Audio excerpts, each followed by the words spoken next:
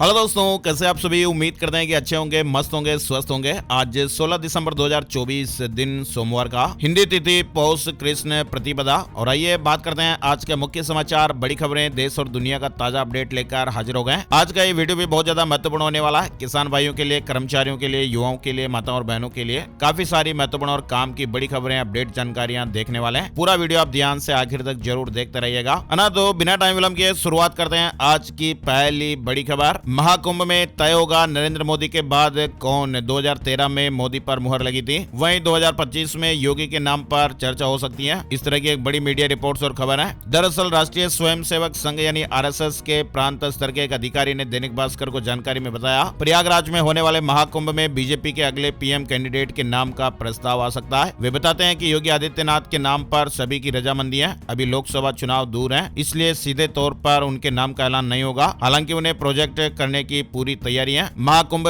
13 जनवरी 2025 से शुरू होने वाला है। 12 साल पहले प्रयागराज में आरएसएस ने नरेंद्र मोदी का नाम संतों के सामने रखा था। उनके समर्थन के बाद नरेंद्र मोदी को बीजेपी का पीएम कैंडिडेट बनाया गया। लेकिन क्या इस बार ऐसा ही योगी आदित्यनाथ के लिए होगा? दैनिक भास्कर ने इस मसले पर आरएसएस और विश्व हिंदू परिषद में अपने शोर से बातचीत की। कुंभ में इस बार हिंदू एकता की चर्चा होगी। हो सकता है किसी बड़े मुद्दे पर भी चर्चा होगी और फिर कोई बड़ा फैसला भी लिया जा सकता है। इस तरह की एक बड़ी मीडिया रिपोर्ट्स छपी है। चलिए आगे बढ़ते हैं। बड़ी खबर देखिए, खनौरी बॉर्डर पर 26 नवंबर से अनशन पर बैठे जगजीत सिंह डल्लेवाल की तबीयत बिगड़ने लगी है। मामले में सुप्रीम कोर्ट के संज्ञान के बाद रविवार को गृह मंत्रालय में निदेशक मयंक मिश्रा और पंजाब के पुलिस महानिदेशक गौरव यादव किसान नेता डल्लेवाल से मिलने पहुंचे और यहां उन्होंने उनकी तबीयत के बारे में जानकारी ली। और इस दौरान किसान संगठन के नेताओं और पुलिस अधिकारियों के बीच बैठक भी हुई है। चलिए आगे बढ़ते हैं। बड़ी खबर देखिए, एआई इंजीनियर ने जो अपनी जान दी, इस मामले में एक बड़ा अपडेट आ रहा है। पत्नी गुरुग्राम से गिरफ्तार हो गई है। सास और पत्नी का भाई प्रयागराज से अरेस्ट किया गया। 6 दिन पहले बेंगलुरु में इस एआई इंजीनियर ने जान दे दी थी। बेंगलुरु पुलिस ने यह कार्रवाई की है। रविवार सुबह कोर्ट में पेश करने के बाद उन्हें 14 दिन की न्यायिक हिरासत में भेज दिया गया। वहीं देखिए, किसान आंदोलन में डल्लेवाल का 20 दिन से आमरण अनशन जारी है। हालत गंभीर है। केंद्रीय अफसर मिलने पहुंचे और अभी हाल ही में पीएम मोदी और अमित शाह ने शिवराज सिंह चौहान के साथ मीटिंग भी की थी। मीटिंग के बाद मिश्रा ने कहा कि उन्होंने किसानों की मांगों के बारे में जानकारी ली है और उन्होंने केंद्र की तरफ से वार्ता के प्रस्ताव से इंकार किया। सुप्रीम कोर्ट ने डल्लेवाल की डॉक्टरी मदद के आदेश दिए थे। किसान आंदोलन को लेकर अब पीएम मोदी के एक्टिव होने के बाद ये माना जा रहा है कि केंद्र की तरफ से किसानों की मांगों को लेकर कोई बड़ी घोषणा की जा सकती है। फिलहाल डल्लेवाल ने आमरण अनशन खत्म करने से इंकार कर दिया है। शनिवार को खनौरी बॉर्डर पर बिस्तर पर लेटे लेटे ही डल्लेवाल ने कहा था कि सरकार की गलत नीतियों से अपनी जानें दे रहे किसानों की जिंदगी मेरे जीवन से ज्यादा कीमती है। चलिए आगे बढ़ते हैं। बड़ी खबर महाराष्ट्र से आ रही है। महाराष्ट्र में 33 कैबिनेट, 6 राज्य मंत्रियों की शपथ हुई है। फडणवीस सरकार में 2 डिप्टी सीएम समेत 42 मंत्री। महाराष्ट्र में विधानसभा चुनाव रिजल्ट के 23वें दिन रविवार को नागपुर में मंत्रिमंडल विस्तार हुआ। खबर है कि फिलहाल महाराष्ट्र में मंत्रियों को 2.5 साल का कार्यकाल मिलेगा।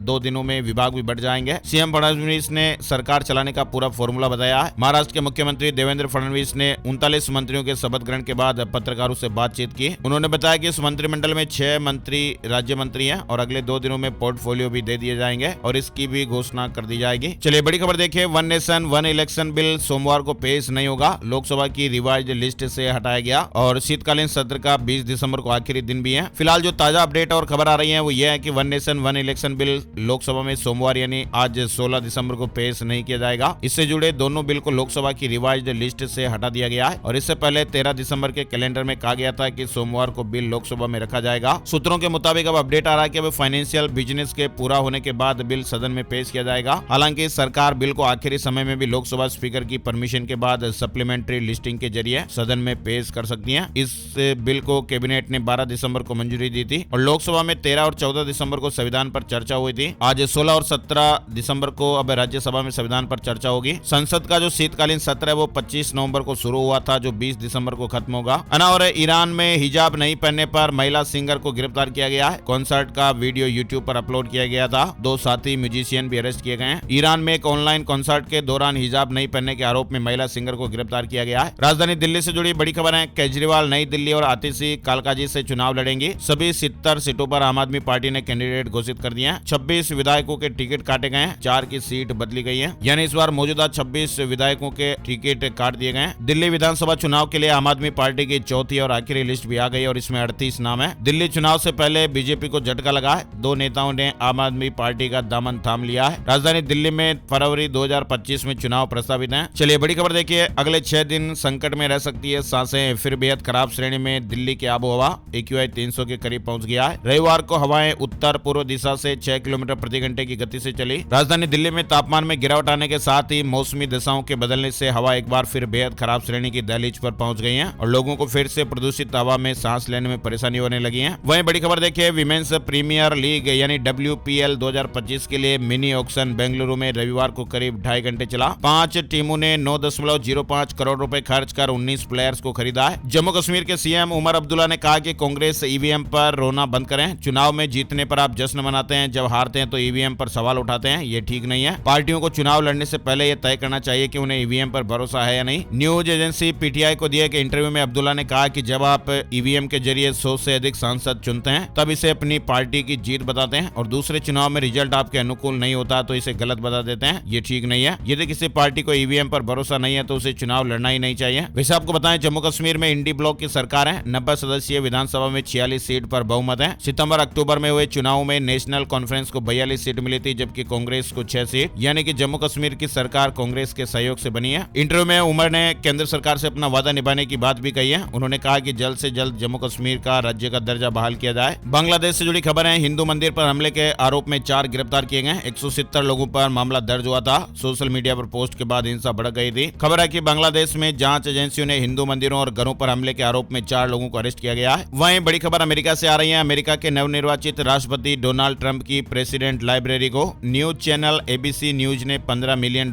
देने पर हामी भरी है। ट्रंप ने ABC न्यूज के खिलाफ मानहानि का मुकदमा दायर किया था। पंजाब में 8 इंटरनेशनल ड्रग तस्करों को गिरफ्तार किया गया है और इस ऑपरेशन में पुलिस ने भारी मात्रा में हेरोइन, हथियार और ड्रग मनी को जब्त किया है। 16 जनवरी को तिमाही नतीजे घोषित करेगी इन्फोसिस। दूसरी तिमाही में इन्फोसिस को 6,506 करोड़ का मुनाफा हुआ था। प्रति शेयर 21 रुपए का डिविडेंड भी दिया गया। IT कंपनी इन्फोसिस लिमिटेड 31 दिसंबर 2024 को समाप्त तिमाही के लिए 16 जनवरी को नतीजों का ऐलान करेगी। और भारत और चीन के हित में संबंधों का संतुलन, जयशंकर ने कहा कि फिलहाल तनाव कम करने पर जोर है। अभी हाल ही में भारत और चीन के बीच पूर्वी लद्दाख में LAC यानी वास्तविक नियंत्रण रेखा पर सैनिकों की गश्त और पीछे हटने को लेकर एक समझौता हुआ था, जो 4 साल से जारी गतिरोध को खत्म करने की दिशा में एक बड़ी सफलता है। फिलहाल विदेश मंत्री S जयशंकर ने रविवार को कहा कि भारत और चीन दोनों के हित में है कि वे एक संतुलन कायम करें, लेकिन समस्या यह है कि हम अभी भी अल्पकालिक उपायों से जूझ रहे हैं और फिलहाल अल्पकालिक उपाय तनाव कम करने पर केंद्रित होंगे। बड़ी खबर, केंद्रीय गृह मंत्री अमित शाह ने रविवार को छत्तीसगढ़ के रायपुर में राष्ट्रपति पुलिस कलर अवार्ड समारोह को संबोधित किया। उन्होंने रायपुर के पुलिस परेड ग्राउंड में नक्सलियों को फिर अल्टीमेटम दिया है। अमित शाह ने कहा कि मार्च 2026 तक बस्तर समेत छत्तीसगढ़ से नक्सलवाद पूरी तरह खत्म हो जाएगा और इस दौरान उन्होंने नक्सलवाद से निपटने के लिए छत्तीसगढ़ सरकार की पुनर्वास नीति की भी तारीफ की है। साथ ही नक्सलियों से हथियार छोड़कर मुख्यधारा में शामिल होने का अनुरोध किया है। मणिपुर में 600 दिनों से जारी हिंसा कब खत्म होगी, अमित शाह ने बयान दिया है। मणिपुर में पिछले करीब 19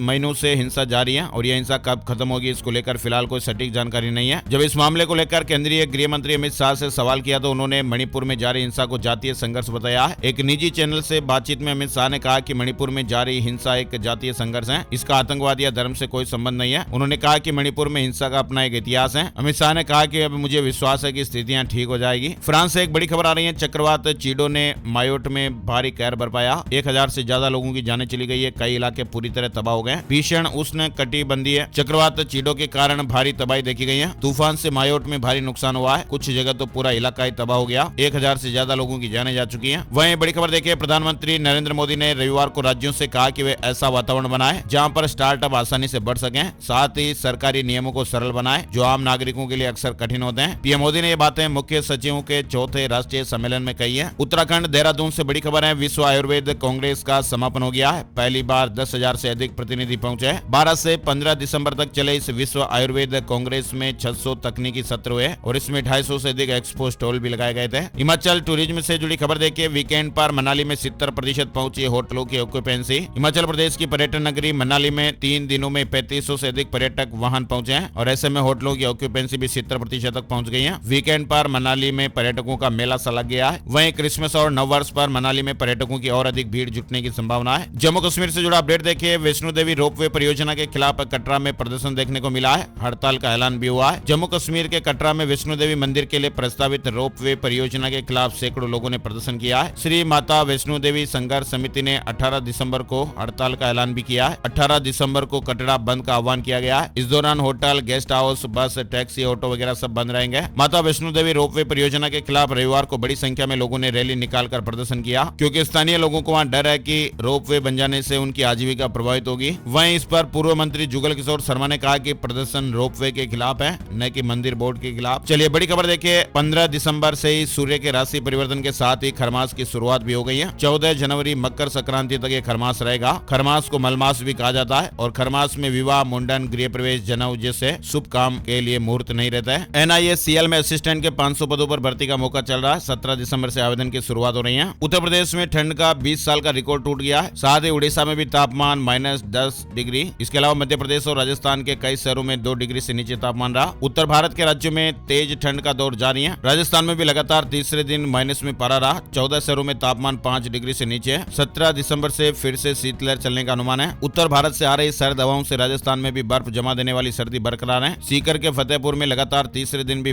पारा -1.2 में दर्ज किया गया। मध्य प्रदेश के आधे से ज्यादा जिले शीतलहर की चपेट में है। बर्फीली हवाओं से दिन में भी लोग ठिठुर गए। अगले 2 दिन भी कड़ाके की ठंड का अलर्ट रहेगा। उत्तर भारत से बर्फीली हवाएं आ रही है, जो कि बहुत स्ट्रॉन्ग है और इसी वजह से पूरा प्रदेश ठिठुर रहा है। छत्तीसगढ़ के 12 जिलों में भी शीतलहर का येलो अलर्ट रहेगा। मैदानी इलाकों में भी शीतलहर के हालात हैं। रामलला ठंड से बचने के लिए अब ऊनी वस्त्र पहनेंगे। कुल्लू के ऊन से बनी धोती, लद्दाख की पश्मीना ऊन के कपड़े लाए गए हैं। वहीं उत्तर प्रदेश से एक बड़ी खबर आ रही है। मेरठ में महिला वैज्ञानिक के डिजिटल अरेस्ट के 27 घंटे। कहा गया कि तुम्हारा बेटा क्रिमिनल के टारगेट पर और स्कूल से वापस आते वक्त उसके साथ कुछ भी हो सकता है, देख लो क्या करना है। खुद को दिल्ली पुलिस से बताने वाली लड़की ने महिला वैज्ञानिक को यह धमकी दी। मेरठ ICAR की एक महिला वैज्ञानिक डॉक्टर निशा वर्मा ने कहा कि बेटे की जान पर खतरा देखकर मैं डर गई थी। डिजिटल अरेस्ट करने को लेकर किस किस तरह से लोगों को डराया जाता है। अच्छे पढ़े लिखे भी इन बदमाशों के झांसे में आ जाते हैं और अपना पैसा गवा बैठते हैं। अनावरत 27 लाख कर्मचारी 19 दिसंबर को देशव्यापी प्रदर्शन करेंगे। उपभोक्ताओं को बताएंगे गलत आंकड़ों का खेल। यूपी से जुड़ी बड़ी खबर आ रही है। विद्युत कर्मचारी संयुक्त संघर्ष समिति ने बिजली के निजीकरण के विरोध में एक व्यापक जनसंपर्क अभियान शुरू करने का निर्णय लिया है। उत्तर प्रदेश के 9 लाख आउटसोर्सिंग कर्मचारियों की नियमावली बनाए सरकार। राज्य कर्मचारी संयुक्त परिषद ने लखनऊ में बैठक के बाद PM को भी पत्र लिखा है। वहीं यूपी कानपुर से एक बड़ी खबर आ रही है। 27 करोड़ GST चोरी में 3 कारोबारियों को जेल। फर्जी बिलिंग कर पंजाब में बड़े पैमाने पर स्क्रैप बेचते थे। 15 करोड़ का सालाना टर्नओवर। फर्जीवाड़ा कर 27 करोड़ की GST चोरी के मामले में शनिवार को एक बड़ी कार्रवाई हुई है। बजाज हिंदुस्तान चीनी मिल ने किसान भाइयों को बड़ी राहत दी है। यूपी से जुड़ी खबर देखिए। गोंडा में 10 करोड़ का गन्ना भुगतान हुआ। शेष 60 करोड़ रुपए का भुगतान इसी महीने के अंत तक हो जाएगा। महाकुंभ में लगे सफाई कर्मचारियों को PM मोदी सम्मानित करेंगे। 15,000 स्वच्छता प्रहरी के जिम में सफाई व्यवस्थाएं होगी। प्रशासन तैयारियों में जुटा हुआ है। योगी सरकार ने OTS योजना की शुरुआत की है। 31 जनवरी तक बिजली उपभोक्ता इसका लाभ उठा सकते हैं। सरचार्ज में भारी छूट भी मिलेगी। उत्तर प्रदेश में योगी सरकार ने बिजली बकायेदारों के लिए एक मुफ्त समाधान योजना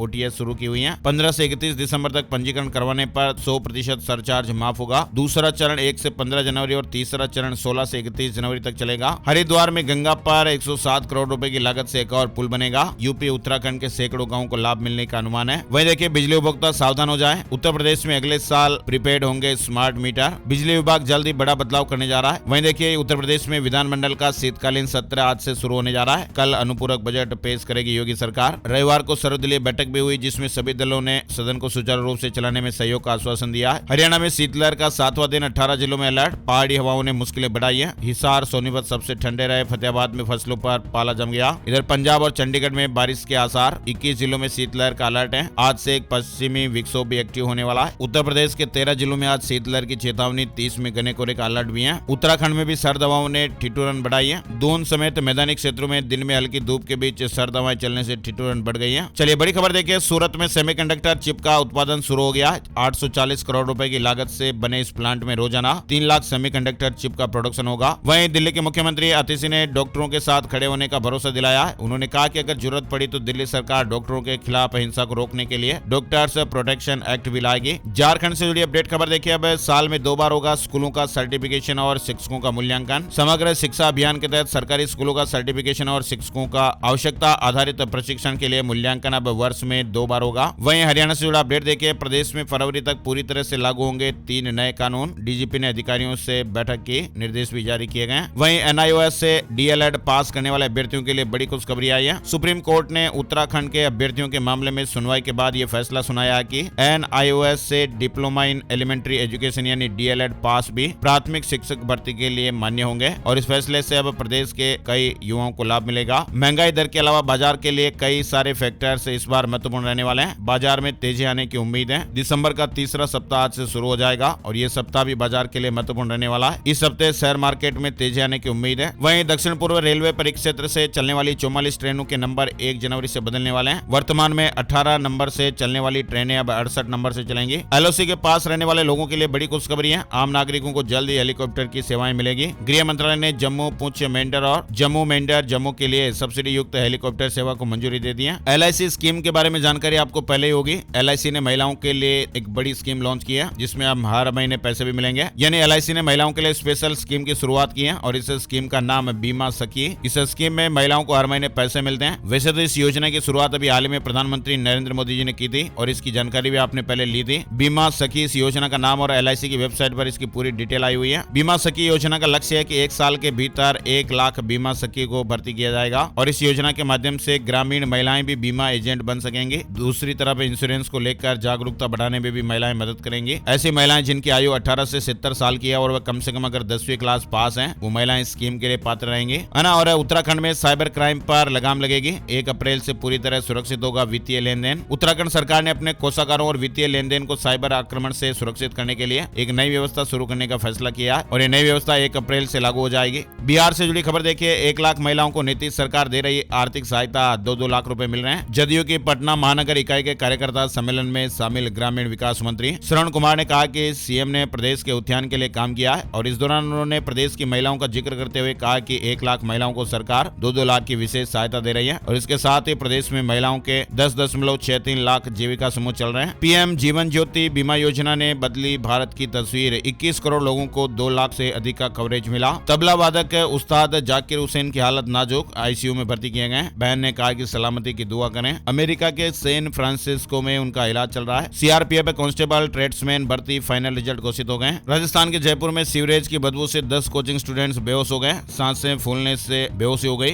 कंधों पर उठाकर उन्हें बाहर निकाला। छात्रों की पुलिस से झड़प भी हुई। जयपुर के उत्कर्ष कोचिंग में रविवार देर शाम 10 स्टूडेंट्स की तबीयत बिगड़ने की खबर। वहीं शराब कारोबारियों ने बीजेपी सरकार के खिलाफ मोर्चा खोला है। बोले कि रात 11 बजे तक शराब बिक्री समेत 15 सूत्री मांगों को पूरा नहीं किया तो आंदोलन किया जाएगा। यानी राजस्थान में शराब की दुकानों को रात 11 बजे तक खोलने के साथ ही 15 सूत्रीय मांगों को लेकर प्रदेश भर के शराब कारोबारियों ने सरकार के खिलाफ आंदोलन का ऐलान कर दिया है। राजस्थान धरोहर प्राधिकरण के तहत छात्र छात्राओं को दिखाए जाएंगे प्रदेश के स्मारक और संग्रहालय। ऐतिहासिक धरोहरों और वीर योद्धाओं की पैनोरमा के बारे में जानकारी मिलेगी। राजस्थान में 4th श्रेणी कर्मचारी भर्ती से जुड़ा मामला। राजस्थान जीके का वेटेज मात्र 17%। बेरोजगारी युवाओं ने कहा कि 50% होना चाहिए। वहीं राजस्थान में मुख्यमंत्री भजनलाल शर्मा ने महिला सुरक्षा के लिए 24 घंटे राजकोप सिटीजन ऐप की शुरुआत की है। इस ऐप की मदद से महिलाओं को जरूरत पड़ने पर तत्काल पुलिस सहायता मिल सकेगी। इस ऐप में महिला सुरक्षा सेक्शन में नीड हेल्प नाम का एक ऑप्शन जोड़ा गया है जिसमें पुलिस को कॉल करने या मैसेज करने का विकल्प जोड़ा गया है और इस पर क्लिक करने के बाद इस ऐप से महिला की लोकेशन पुलिस के पास पहुंच जाएगी। इसके अलावा सीएम ने रोडवेज बसों में पैनिक बटन प्रोजेक्ट की शुरुआत भी की है और इससे रोडवेज बसों की ऑनलाइन ट्रैकिंग भी हो पाएगी। मध्य प्रदेश के इंदौर में प्लास्ट पैक 2025 सम्मेलन 9 जनवरी से 4 दिन में 400 से ज्यादा कंपनियों के 2000 से अधिक एग्जीबिटर्स इसमें भाग लेंगे। वहीं प्रतिवर्ष के अनुसार संस्था रिटायर्ड रेलवे पेंशनर समिति इंदौर द्वारा 17 दिसंबर को पेंशनर दिवस मनाया जाएगा। पंजाब में रजिस्ट्री बंद करने की चेतावनी। रेवेन्यू ऑफिसर से आज मंत्री से मिलेंगे।